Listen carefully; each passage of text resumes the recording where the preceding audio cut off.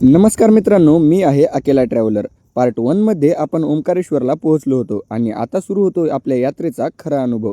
सकाळी लवकर उठलो, फ्रेश झालो आणि निघालो ओंकारेश्वर मंदिराकडे. मंदिराजवळ पोहोचल्यावर गाडी पार्क केली आणि चालत मंदिराच्या दिशेने निघालो. जसं पुढे जात होतो तसं मंदिर आणि नर्मदा नदीचं अप्रतिम दृश्य दिसायला लागलं. खरंच मन अगदी प्रसन्न झालं.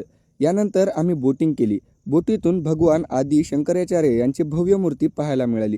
तो क्षण एकदम अविस्मरणीय होता. बोटीतून उतरल्यावर प्रसाद घेतला आणि दर्शनाच्या लाईनमध्ये लागलो. लाईनमध्ये बाहेरगावचे काही मित्र भेटले. गप्पा मारता मारता छान ओळख झाली. तेवढ्यात पावसाने हजेरी लावली. नर्मदा नदीवर पडणारा पाऊस काय भन्नाट दृश्य दिसत होतं. शेवटी जवळपास 6 तासांच्या प्रतीक्षेनंतर महादेवांचं दर्शन झालं. दर्शन करून मन अगदी शांत झालं. त्यानंतर आम्ही सरळ उज्जैनच्या दिशेने निघालो. वाटेत जेवण केलं, मस्त चहा पिला. पण पुढे बघा, रस्त्यावर किती भारी ट्रॅफिक लागले. आता उज्जैनचा भन्नाट प्रवास पाहायला मिळेल पार्ट 3 मध्ये. व्हिडिओ आवडला असेल तर लाईक करा, फॉलो करा आणि पार्ट 3 नक्की बघा.